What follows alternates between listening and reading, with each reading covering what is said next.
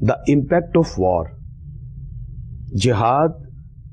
جہاد کی اقسام، جہاد کے اثرات، اور اسلام نے جو جہاد کے آبجیکٹو اور مقاصد بیان کیے، اور اس کے ساتھ ساتھ اسلام نے جو جہاد کی حدود و قیود ذکر کی. کسی بھی جگہ جب جہاد کے لیے لوگ جاتے ہیں تو سائیکولوجیکل اور فزیکل بہت سے ایفیکٹس مرتب ہوتے ہیں. اسی لیے مسلمانوں کا جہاد اور دہشت گردی میں بہت سا فرق ہے. دہشت گردی تو ارہاب ہے، کسی کو دہشت میں مبتلا کرنا ہے. اسلام ٹیررسٹ کی ممانعت کرتا ہے، مخالفت کرتا ہے. اسلام کا تصور جہاد تو ایک مقدس عبادت ہے جو صرف شر انگیز لوگوں کو دنیا میں سبق سکھانے کے لیے اور اعلاء کلمت اللہ کے لیے اور امن و سلامتی کے پیغام کو عام کرنے کے لیے. جہاد، دہشت گردی اور جنگ میں بہت سا فرق ہے. جہاد کچھ اصول و قواعد کا نام ہے.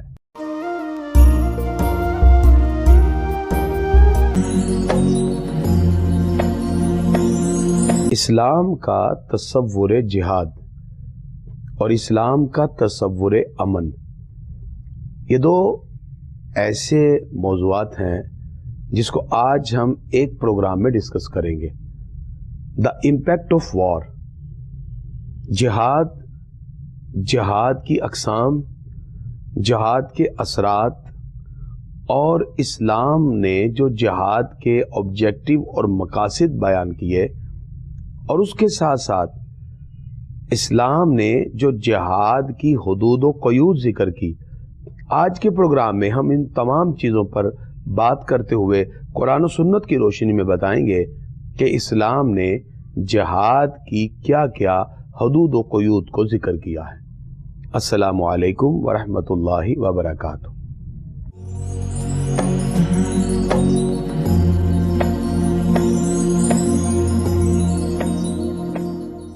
جہاد جوہد سے بنا ہے، جس کا مطلب سٹرگل ہے، کوشش ہے. لیکن ہر وہ کوشش جو اللہ کے دین کے سربلندی کے لیے کی جائے، جو دین اسلام کی سربلندی کے لیے کی جائے، اسے جہاد کہتے ہیں. دین اسلام نے جہاں عبادت کے تصور میں نماز، روزہ، زکوٰۃ، حج کا تصور دیا، وہیں اسلام جہاد کو بھی عبادت کا تصور دیتا ہے. اسلام کے پرسپیکٹو میں جہاد کا مقصد اعلاء کلمت اللہ ہے. جہاد کا مقصد اللہ کے دین کی سربلندی ہے. اسی لیے لفظ وار اگرچہ جہاد کے لیے استعمال ہوتا ہے، لیکن وار کا جو لفظ ہے اس سے نیگیٹو معنی بھی لیا جا سکتا ہے، جس میں کسی پر ظلم اور زیادتی کا مفہوم بھی ہے. اس لیے اسلام نے اسپیسیفک اس کے لیے جہاد کا لفظ استعمال کیا، جس کے اندر امن، محبت، آشتی اور دوسرے لوگوں کو زندہ رہنے اور زندگی کی چیزوں کو مہیا کرنے کے لیے اسباب کی فراہمی ہے. جہاد ایسے ہی ہے جیسے کسی انسان کے بدن پہ کوئی ایسی پھنسی نکل آئے، کوئی ایسا حصہ جو اس کے باقی عضو کو ڈیمیج کرنے لگ جائے تو اس کا آپریٹ کیا جاتا ہے. جب اس کے جسم کا آپریٹ کیا جائے تو باقی جسم ڈیمیج ہونے سے بچ جاتا ہے. جیسے جسم کا وہ ناسور جو باقی جسم کو بھی ڈیمیج کر سکتا تھا، اس کو کاٹ کر پھینک دیا، اس کو آپریٹ کر دیا، ایسے ہی معاشرے میں کچھ لوگ جو باقی لوگوں کو کسی نہ کسی طرح نقصان پہنچانے کی فکر میں ہے یا تکلیف دے سکتے ہیں، ایسے لوگوں کے وجود سے معاشرے کو پاک کر کے باقی لوگوں کو زندہ رہنے کے لیے زندگی فراہم کرنا، یہ جہاد کا مقصد ہے. اللہ تعالیٰ نے قرآن مجید فرقان حمید میں بالخصوص سورہ توبہ میں تفصیل کے ساتھ اس کے احکام بیان کیے اور فرمایا وَجَاهِدُوا فِي سَبِيلِ اللَّهِ، اور اللہ کی راہ میں جہاد کرو. یعنی اعلاء کلمت اللہ کے لیے، اللہ رب العزت کی ان عظمتوں کی سربلندی کے لیے کسی بھی مقام پر اللہ کے دین کی عظمتوں کو بلند کرنے کے لیے جہاد کرو۔ حضور اکرم صلی اللہ تعالی علیہ وسلم جس وقت مکہ مکرمہ میں تھے، آپ کی سیاسی حکمت عملی اور تھی۔ اس وقت مسلمان تھوڑے تھے، کفار کی تعداد زیادہ تھی۔ مسلمان تھوڑے ہوتے ہوئے جہاں تک ہو سکا اسلام کی اشاعت میں، تبلیغ میں حصہ لیتے رہے۔ لیکن جس وقت حضور صلی اللہ علیہ وسلم مدینہ منورہ میں آئے تو آپ کی سیاسی حکمت عملی تبدیل ہو گئی۔ اب اسلامی ریاست کی بنیادیں تھیں جس پر ایک خوبصورت ریاست کو کھڑا کر کے دنیا کے سامنے ایک تصور پیش کرنا تھا۔ جب غیر مسلم قوتیں کھڑی ہو گئیں کہ اسلام کو مٹا دیا جائے، ان چند افراد کو زمین پہ رہنے نہ دیا جائے، جب شر پسندوں کا گروہ مکہ سے مدینہ کی طرف آتا ہے، بدر کی طرف آتا ہے اور مسلمانوں کو مٹانے کی کوشش کی جاتی ہے، مسلمان پھر میدان عمل میں اترتے ہیں اور پھر اللہ کے دین کی سربلندی کی بات ہوتی ہے۔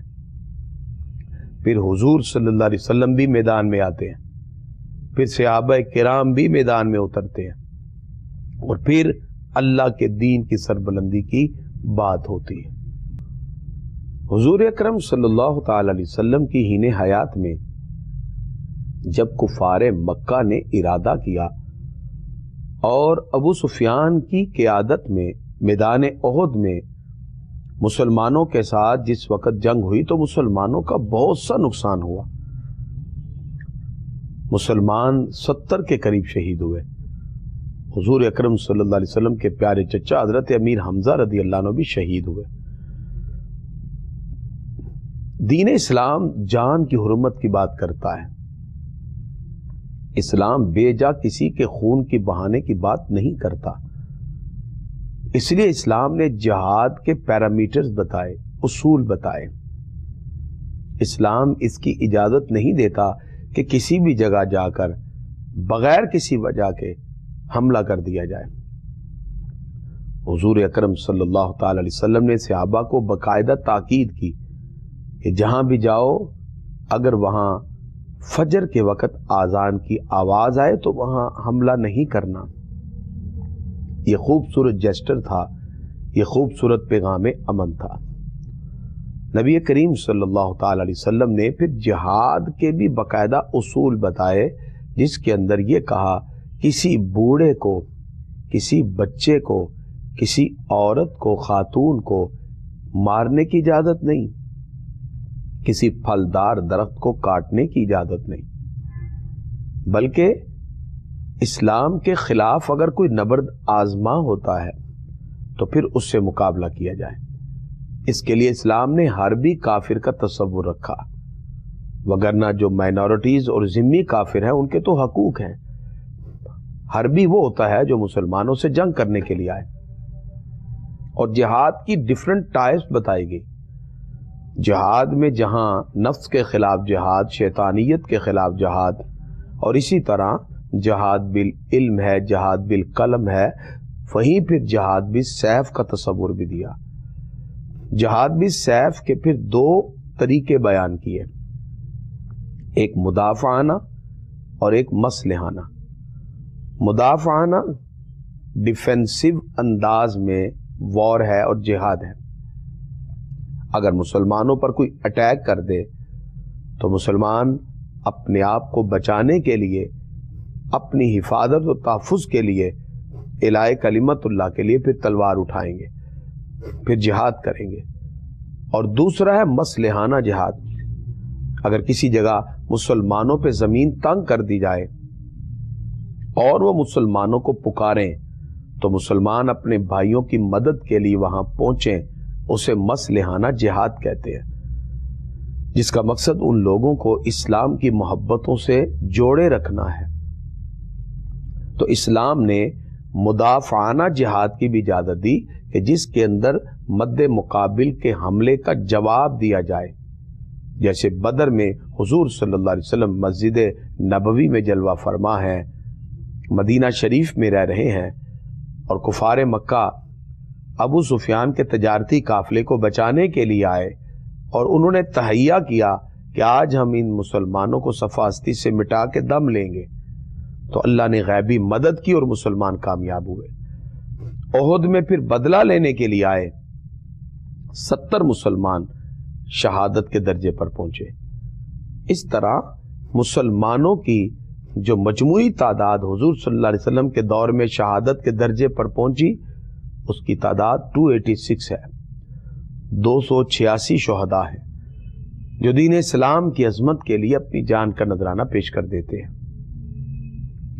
نبی کریم صلی اللہ تعالی علیہ وسلم نے جہاد کی حکمت عملی کو صحابہ کے سامنے واضح کیا، ان کو ذاتی اناد پر ابھرنے نہیں دیا۔ دوران جنگ اگر ایک مسلمان اور کافر کی آپس میں لڑائی ہوتی ہے اور کافر مسلمان کے بازو پر وار کرتا ہے اور پھر درخت کے پیچھے چھپ کر کلمہ پڑھ لیتا ہے، صحابی پھر بھی اس کافر کے پیچھے لگے رہتے ہیں اور اسے مارتے ہیں۔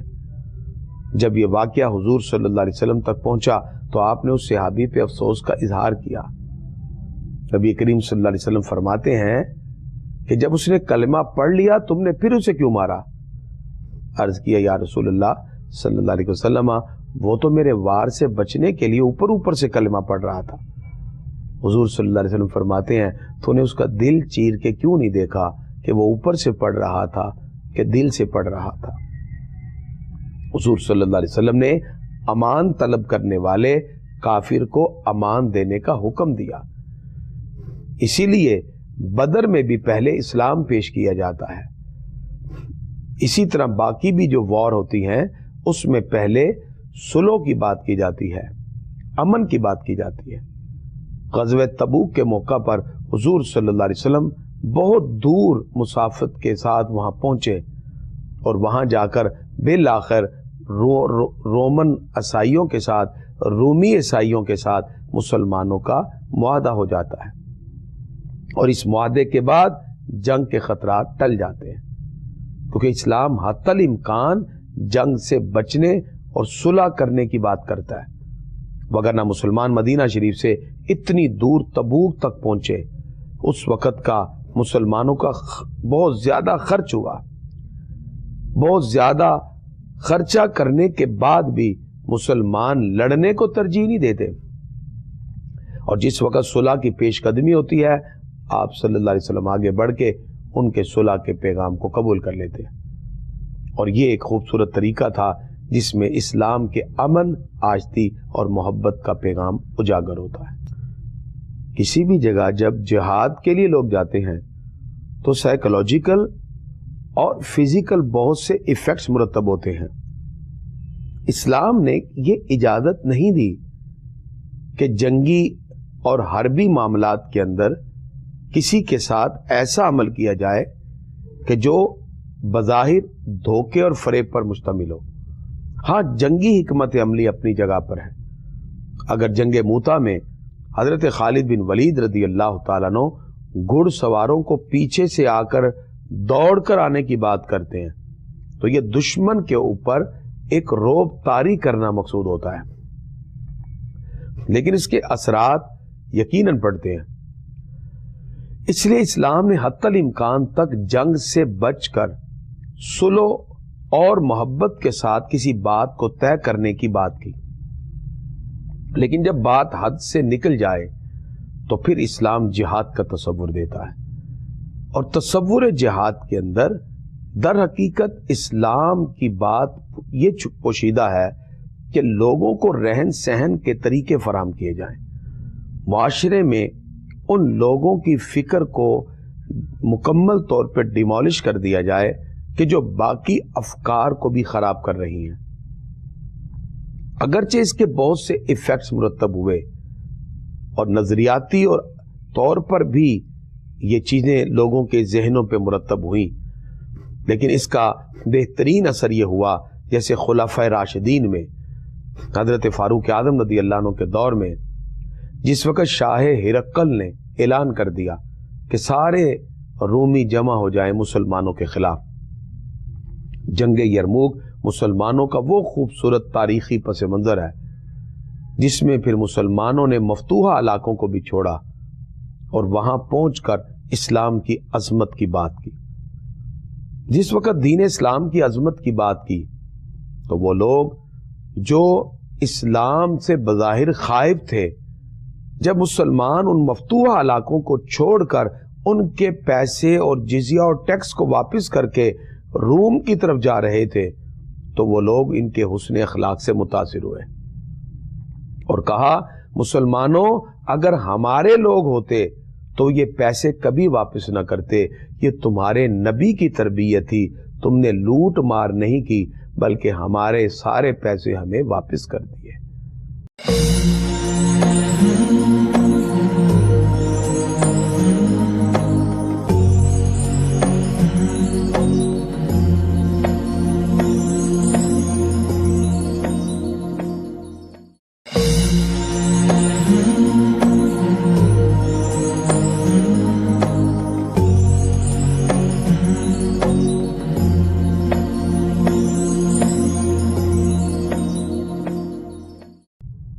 یہ اسلام کا تصور تھا۔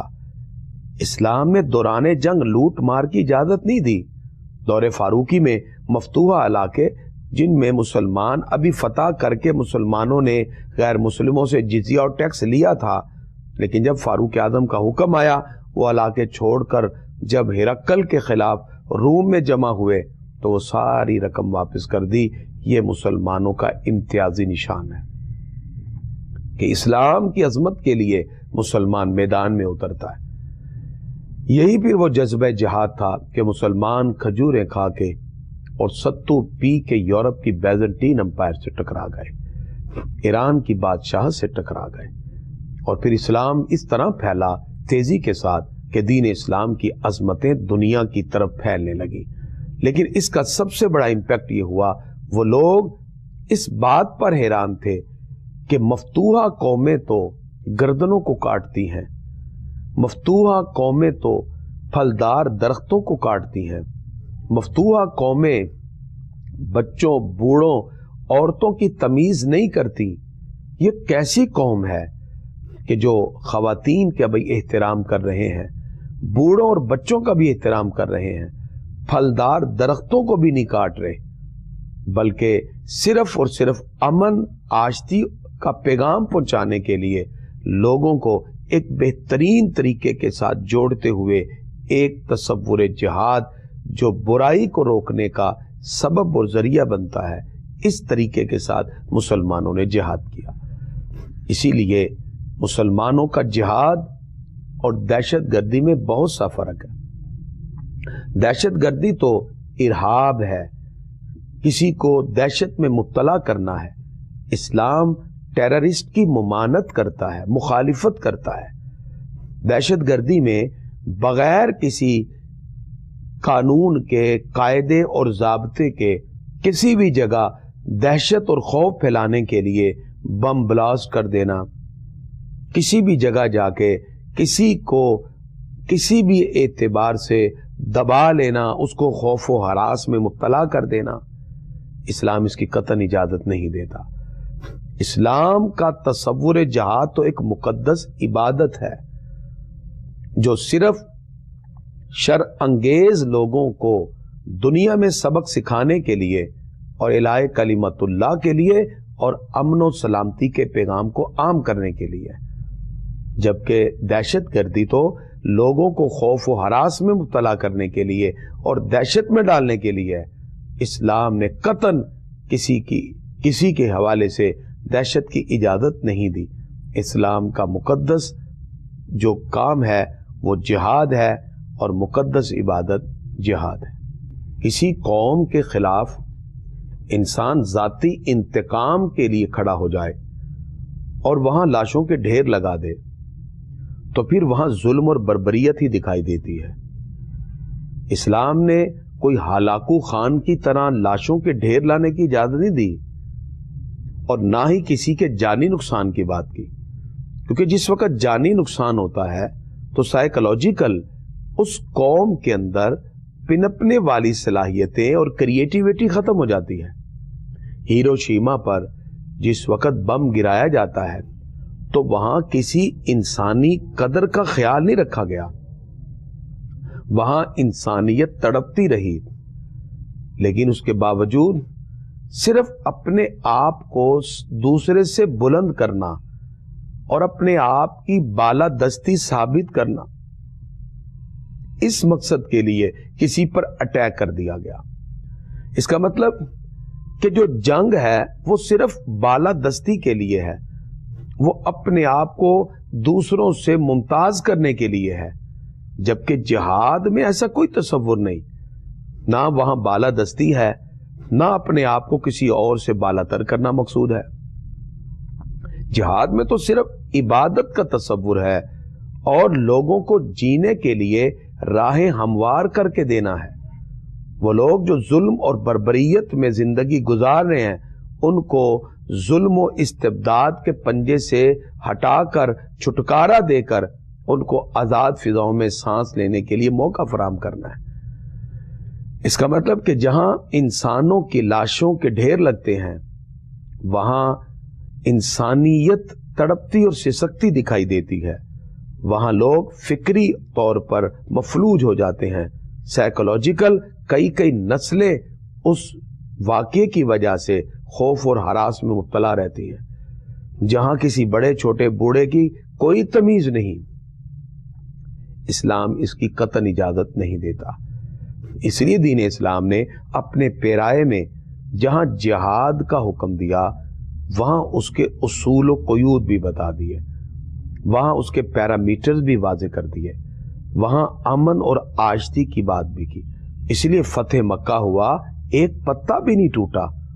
حضور صلی اللہ علیہ وسلم نے فرمایا، جو گھر میں رہے گا اس کو کچھ نہیں کہا جائے گا، جو مقابلے کے لیے نہیں آئے گا اس کو بھی کچھ نہیں کہا جائے گا، جو ابو سفیان کے گھر میں چلا جائے گا اس کو بھی کچھ نہیں کہا جائے گا۔ اس کا مطلب کہ امن اور پیار اور محبت کے ساتھ اگر مکہ فتح ہوتا ہے اور ایک پتا بھی نہیں ٹوٹتا، یہ پوری دنیا کو پیغام تھا کہ اسلام اگر فتح مکہ کے لیے ایک جہاد کا تصور لے کے دنیا کے سامنے آئے تو پھر اس سے پیار اور محبت ہی ملا اور لوگوں کے لیے معافی کا اعلان ہو گیا۔ یہی امت مسلمہ کے لیے ایک بہترین مثال بھی ہے اور ان کا حسن امتیاز بھی۔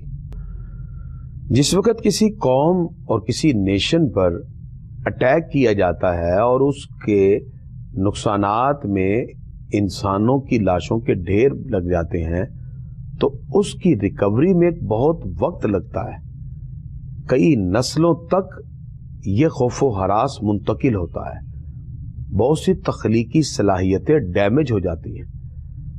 انسان جس وقت اپنے فیوچر کو دیکھتا ہے اور کسی بھی کام سے پہلے اس کے فیڈ بیک کو مد نظر رکھتا ہے تو پھر آنے والے اوقات میں اس کے جو نقصانات ہیں اس کی وجہ سے وہ کسی نہ کسی طرح اس سے بچنے کی کوشش کرے گا۔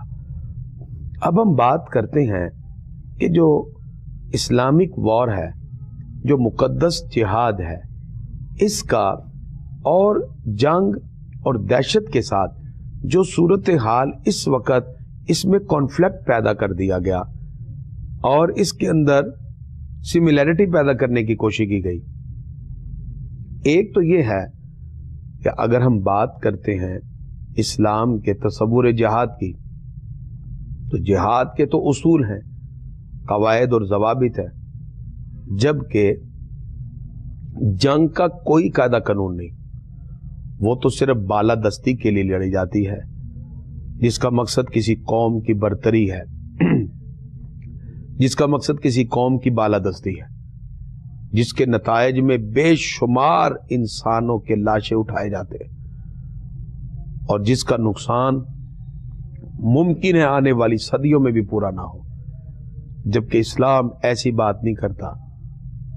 اسلام تو مقدس عبادت سے اس کو جوڑتا ہے اور دوسری قوموں کا تصور جنگ آنے والی نسلوں کو بھگتنا پڑتا ہے اور پھر سائیکولوجیکل नफ्सियाती तौर पर वो कौमें इस तरह मफलूज हो जाती हैं कि फिर दुनिया के अंदर ऐसे लोगों के नाम भी इस तरह लिए जाते हैं कि लोग उससे इबरत हासिल करते हैं। इसलिए इस्लाम का तसव्वुर जहाद और बाकी कौमों ने जिस तरह जंग और दहशत को जोड़ रखा है, इसमें ज़मीन व आसमान का फ़र्क है। इसलिए उम्मत मुस्लिमा हमेशा से तसव्वुर जहाद को पेश नज़र रखते हुए कामयाबी की राहों की तरफ गामज़न रही। शदीद जंग और खून रेजी के बहुत ज़्यादा नफ्सियाती असरात होते हैं, और वो नफ्सियाती असरात किसी भी कौम के ऊपर जब मुरतब हों, उससे नुकसान ये होता है कि वो कौम फिर अखलाकी तौर पर और किसी न किसी लिहाज से वो अपनी तख्लीकी सलाहियतों में डैमेज होना शुरू हो जाती है। आज की गुफ्तगू में हमने चंद पॉइंट वाज़े किए। इस्लाम का तसव्वुर जहाद इबादत से मुत्तसिफ है। जिहाद, दहशतगर्दी और जंग में बहुत सा फ़र्क है। जिहाद कुछ उसूल व कवायद का नाम है। जिहाद इस्लाम की मुकद्दस इबादत का नाम है, जिसमें किसी भी औरत को, बूढ़े को, बच्चे को, फलदार दरख्त को काटने की, मारने की इजाजत नहीं, जिसके अंदर एलाए कलिमतुल्लाह, अल्लाह के दीन की सरबुलंदी के लिए जिहाद किया जाता है। अगर कोई हमला कर दे मुसलमान मुल्क पर, तो मुसलमान अपने दिफा के लिए मैदान अमल में उतरते हैं, या किसी मसलहत के तहत इस्लाम की सरबुलंदी के लिए मुसलमान किसी भी जगह दीन की सरबुलंदी के लिए जाएं, तो वो मसलहाना जिहाद होता है। इसके अलावा दीन इस्लाम इसकी इजाजत नहीं देता कि इंसान इससे हटकर कोई और कायदा ज़ाब्ता अपने तौर पर मुकर्रर कर ले।